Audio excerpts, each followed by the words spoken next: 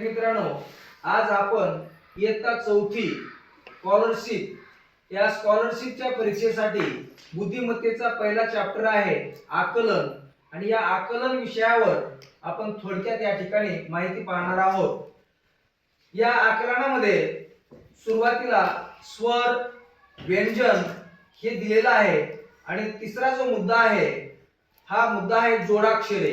आता बऱ्याच विद्यार्थ्यांना जोडाक्षर म्हणजे काय आणि जोड शब्द म्हणजे काय याच्यातला फरक अजूनही कळत नसतो, परंतु आपण सोप्या पद्धतीने जोडाक्षर कशाला म्हणायचं आहे आणि जोडाक्षर कोणते नाहीत आणि कोणते आहेत हे आपण या व्हिडिओमध्ये पाहणार आहोत। तर मग चला आपण आता जोडाक्षरे या विषयी आपण या ठिकाणी माहिती पाहूया। आता जेव्हा ही अक्षरे आपल्याला दिसतात, ऋ, लृ, पृ, हृदय आणि ग आणि विसर्ग किंवा अनुस्वार, ज्या अक्षरावर अनुस्वार असेल असे अक्षर किंवा हे जोड अक्षर नसतात, एवढं आपल्याला लक्षात ठेवायचंय। ही जी ओळ आहे आपली, ही जोड अक्षराची ओळ नाही। आपण लक्षात ठेवायचंय ऋ, लृ, पृ, हृदय, म आणि विसर्ग किंवा अनुस्वार ही अक्षर जोडाक्षर युक्त नाहीत। मग जोडाक्षर युक्त कोणती आहेत? तर ही जी अक्षर आहेत ही सर्व अक्षर जोडाक्षर आहेत।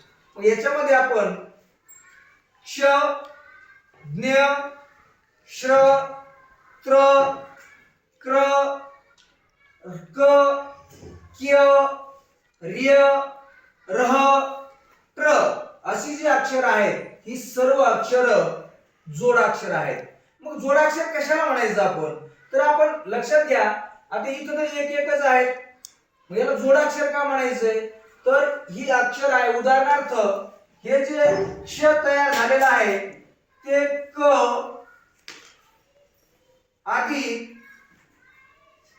श बरोबर क्ष, अशा प्रकारे हे अक्षर तयार झाले। दोन अक्षरापासून क आणि श या दोन अक्षरापासून क्ष हा अक्षर तयार झालेला आहे, म्हणून आपण याला जोड अक्षर असं म्हणतो।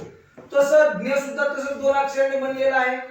त्यानंतर हे जे श्र म्हणतो आपण, श्री गणेशा, या श्री मधला जो श्र आहे हे सुद्धा श आणि र या दोन अक्षरापासून बनलेला आहे, म्हणून आपण या श्रला जोड अक्षर असं म्हणतो।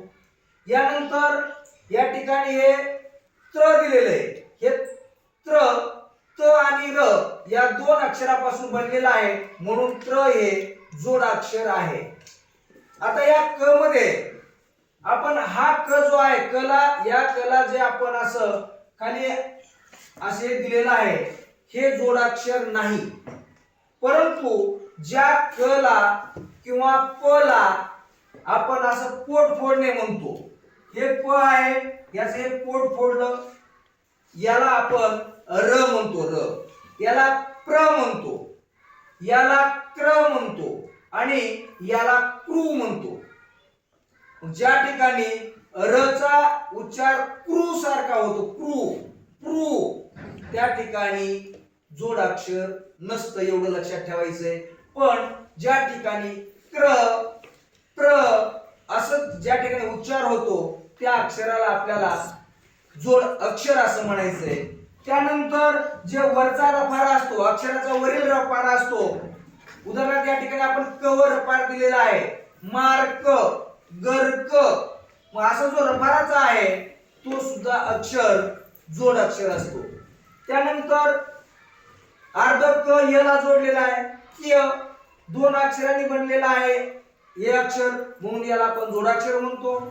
अर्ध र याला जोडलेला आहे, म्हणून या ठिकाणी र्य हे सुद्धा जोडाक्षर आहे। अर्ध र ह ला जोडलेला आहे, म्हणून हे सुद्धा कुऱ्हाड, गुऱ्हाळ हे शब्दामधील र हे काय आहे? जोडाक्षर आहे। त्यानंतर या ट ला खाली दोन असे आपण रेषा ओढलेले असतात, इथं सुद्धा या र ला आपण जोड अक्षर म्हणतोय। ट आणि र या दोन पासून ट्रक, ट्रक असे शब्द तयार होतात, म्हणून हे सुद्धा अक्षर जोड अक्षर आहे. मग आपल्याला अजून अनेक दुसरे शब्द आहेत की अक्षर आहेत की ते सुद्धा जोड अक्षर आहेत. उदाहरणार्थ म्हणाला, बघा याच्यातील हे अक्षर जे आहे जोड अक्षर आहे. म हला जोडलेला आहे, दोन अक्षर मिळून म हे अक्षर तयार झालेलं आहे, म्हणून हे अक्षर सुद्धा काय आहे, जोड अक्षर आहे. आपल्याला स्कॉलरशिपच्या परीक्षेमध्ये याविषयी प्रश्न विचारले जाऊ शकतात. तुम्हाला एक वाक्य देतील आणि त्या वाक्यामध्ये खालील वाक्यात किती जोडाक्षरे आहेत ते सांगा, असा प्रश्न येईल. तेव्हा आपल्याला हे अक्षर जोडाक्षर आहेत, याच्यापैकी कोणतं अक्षर आलेलं आहे हे आपण लक्षात ठेवणं महत्त्वाचं आहे. आणि त्याच वाक्यामध्ये काही याच्यापैकी सुद्धा अक्षर टाकलेले राहणार आहेत, परंतु आपण आताच लक्षात ठेवायचंय की याच्यामध्ये हे अक्षर जोडाक्षर नाहीत. अशा प्रकारे आपण जर याचा व्यवस्थित अभ्यास केला तर नक्कीच आपला स्कॉलरशिप परीक्षेतील कोणताही प्रश्न सुटणार नाही. धन्यवाद.